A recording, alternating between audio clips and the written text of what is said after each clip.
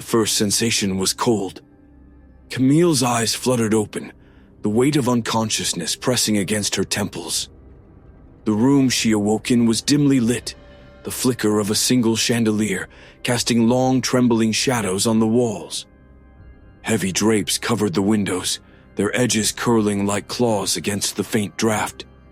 She sat up, her fingers brushing against the velvet fabric of a divan, confusion clouding her mind. Where am I? The last thing she remembered was the gala, a swirling crowd of faces, sparkling champagne, and the weight of expectations pressing her every move. Her father's insistence on making appearances, maintaining the family's empire, had always been suffocating. But now, that world felt distant and intangible, replaced by the silent menace of this unfamiliar place. "Good evening, Camille." The voice echoed around her, disembodied and cold, as though the walls themselves were speaking. It was male, smooth but devoid of warmth, like polished stone.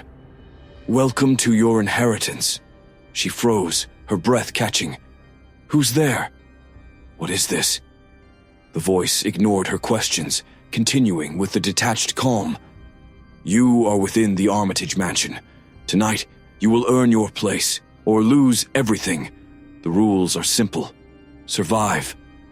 Her heart pounded. "Survive what? I don't understand." The intercom crackled softly, and for a moment, she thought the voice was gone. Then, with a low hum, the chandelier above her flickered ominously, casting sporadic bursts of light into the room. A panel slid open on the far wall, revealing a narrow corridor bathed in faint blue light. Camille hesitated, her instincts screaming to stay put. But the voice returned, sharper this time. "Time is wasting. Every second brings you closer to being part of the house. Move."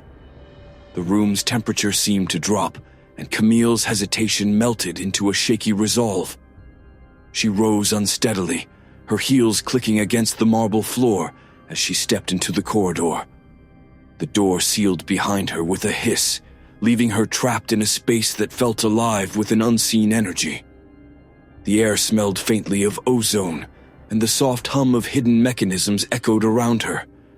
The corridor stretched longer than it should have, its walls adorned with ornate, gilded frames holding paintings that seemed to shift as she passed. A portrait of a woman in a corseted gown caught her eye. Camille froze. The woman's face was almost identical to hers, same sharp cheekbones, same almond-shaped eyes, but the expression was wrong. Where Camille's features were often tense and controlled, the painted woman smirked, her gaze trailing Camille as she moved forward. Her heart thudded as she reached the end of the hall. Another door awaited her, its surface engraved with intricate patterns of swirling ivy and roses. Her fingers trembled as she pushed it open, stepping into the next room. The door groaned shut behind her, sealing her in an expansive circular room. The space was breathtakingly vast, lined from floor to ceiling with mirrors of every shape and size. Gilded frames, cracked edges, and warped glass reflected distorted fragments of her silhouette as she stepped forward. "Welcome to the ballroom of mirrors," the voice intoned, louder now, resonating from every corner of the room. "Every mirror holds a version of your truth. Some will guide you, others will destroy you. The key to freedom lies within." The hum of machinery intensified as Camille turned in place, her reflection multiplying infinitely across the mirrored walls. The chandeliers above flickered, sending ripples of light dancing across the room. Camille's throat tightened as she realized that not all the reflections were her own. A dozen versions of herself stared back, their faces subtly wrong. One scowled fiercely, her lips twisted into a sneer. Another stared blankly, her eyes hollow and sunken. A third tilted her head in a childlike curiosity, a soft smile playing on her lips. Then they moved. Camille stumbled backward as the reflections shifted independently, stepping away from their mirrored confines and pacing within the glass. Her own reflection remained still, mirroring her every movement, but the others moved with purpose, their gazes fixed on her. "Choose wisely, Camille," the voice whispered. "The right mirror will set you free. The wrong one will keep you here." She spun, her heels clicking loudly against the marble floor, searching for anything that might serve as a clue. Her reflections began to speak in whispers, their voices overlapping in an unsettling cacophony. "Come here. This way, Camille. Don't listen to her."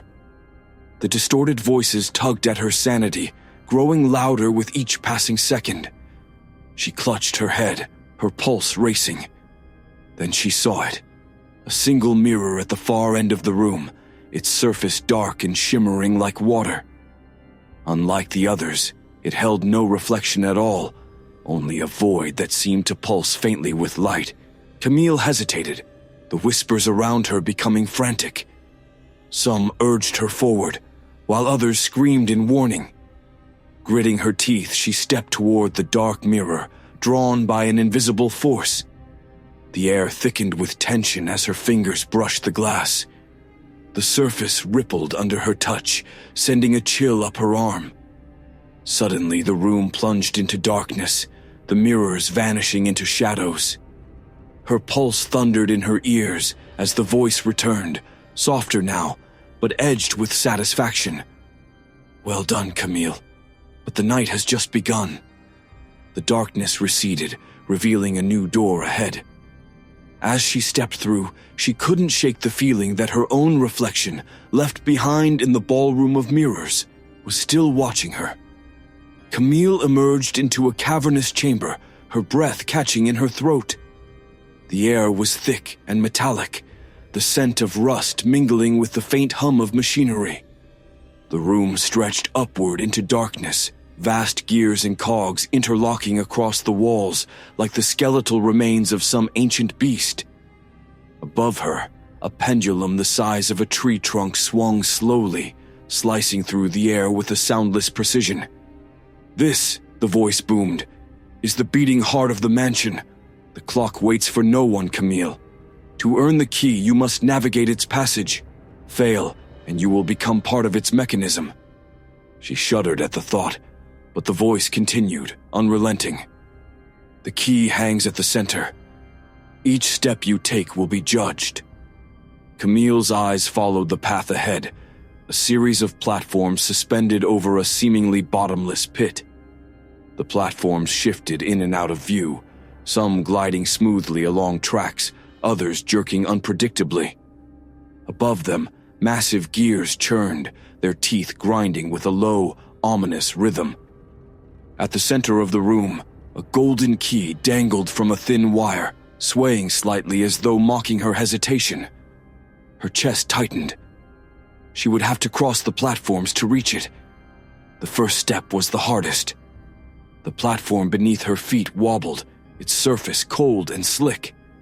She crouched instinctively, her arms spread wide for balance. The sound of grinding metal echoed around her as she advanced to the next platform, her movements slow and deliberate.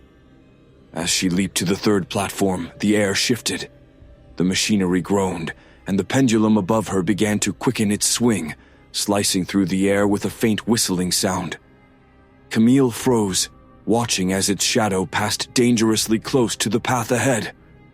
"Keep moving," the voice urged. "Hesitation will cost you." Her palms were slick with sweat as she stepped forward, timing her movements with the pendulum's arc. Each swing felt like a countdown, the whoosh of air brushing her hair as she darted across the unstable platforms. The gears above ground together, sending vibrations through the metal beneath her feet. Halfway across, the sound changed. A low, rhythmic ticking began to echo through the chamber, synchronized with the pendulum's swing. Camille's pulse quickened as she realized the platforms were shifting faster, their movements more erratic. She stumbled, catching herself on the edge of a platform just as it began to retreat into the wall. The key was closer now, glinting faintly in the dim light. She reached the final platform, which groaned under her weight, its surface trembling as though alive. She stood beneath the key, her heart hammering in her chest. "Jump," the voice commanded. Camille hesitated. The key hung just out of reach, swaying gently as if taunting her. Beneath her, the platform began to sink, its descent slow but steady.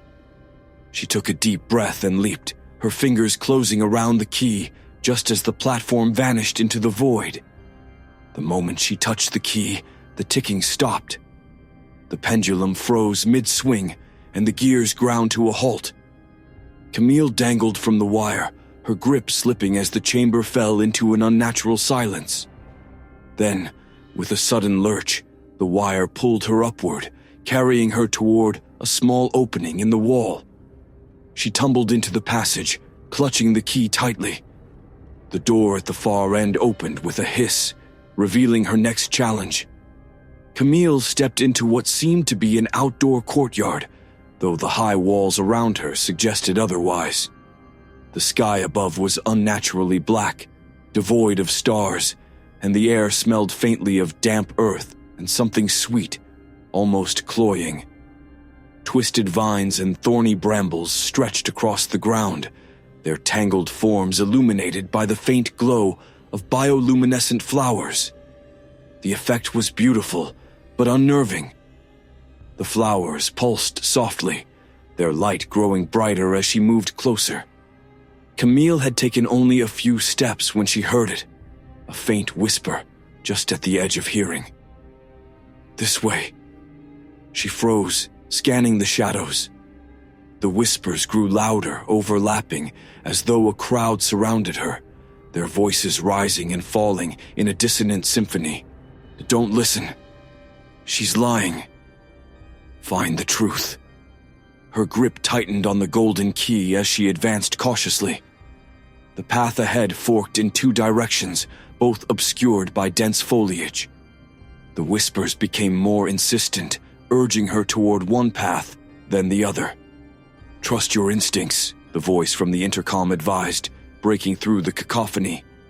"Not all who whisper mean you harm." Camille chose the left path, drawn by the faint glow of a single flower at its end. The brambles seemed to close in around her, their thorns grazing her arms as she moved. The whisper softened, replaced by the low rustle of leaves, though she felt no wind. At the center of the garden stood a fountain, its water black and still. Beside it, a small pedestal held a bronze plaque engraved with words she couldn't decipher. As she stepped closer, the whispers returned, louder now and more distinct. "The answer lies within." The fountain's surface rippled, though she hadn't touched it. She knelt cautiously, peering into its depths. The water reflected her face, but as she watched, the image distorted. Her reflection smiled, cold, predatory, before dissolving into ripples. The whispers reached a crescendo as the reflection reformed, revealing a keyhole within the water's surface. Camille hesitated, her pulse quickening, then plunged the golden key into the liquid. The whispers stopped instantly, and the water drained away, revealing a spiral staircase leading downward. Camille stepped onto it, descending into darkness, the next challenge waiting below. Camille descended the spiral staircase, each step echoing hollowly against the stone walls. The darkness below was impenetrable, the faint glow from the bioluminescent garden above quickly swallowed. Her fingers brushed the cold, damp surface of the wall for balance as she went, the sound of her breathing amplified in the claustrophobic space. At last, the stairs ended abruptly, depositing her in a small circular chamber. The air here was colder, carrying a faint metallic tang that stung her nose. A single lantern flickered in the center of the room, casting long, erratic shadows that danced like living things. The golden key in her hand felt heavier now, as though infused with the weight of her journey. Opposite her, a figure sat in a high-backed chair, its form swathed in shadow. Camille hesitated, the hairs on her neck standing on end. She couldn't discern any features, only the faint suggestion of movement. A slow, rhythmic rise and fall, as if the figure were breathing. "Welcome, Camille," the voice said, though now it no longer came from hidden speakers. It emanated directly from the figure, low and resonant, its tone carrying an edge of satisfaction. "You've done well to come this far." "Who are you?" she asked, her voice trembling despite her effort to sound strong. The figure leaned forward slightly, the lantern's light catching the edge of what might have been a face, a pale curve, featureless and smooth, as though carved from marble. "I am the one who decides," it replied. "This house, this night, it is all my design." Camille gripped the key tighter, her pulse thundering in her ears. "Why am I here? What do you want from me?" "What I want," the figure said, rising slowly from the chair, "is irrelevant. The question is, what are you willing to sacrifice?" The room seemed to shift around her, the walls trembling as unseen mechanisms clicked and groaned. A second lantern flared to life behind the figure, revealing a towering door etched with intricate carvings. At its center was a keyhole, glowing faintly as though waiting for her to act. "That door leads to your freedom," the figure said, gesturing toward it with an elegant gloved hand. "But every key has its cost." "What cost?" Camille whispered, her throat dry. The figure tilted its head, as if amused. "Look closely." She turned to the door, her steps faltering as she approached. The carvings came into sharper focus, and she realized they weren't just decorative, they told a story.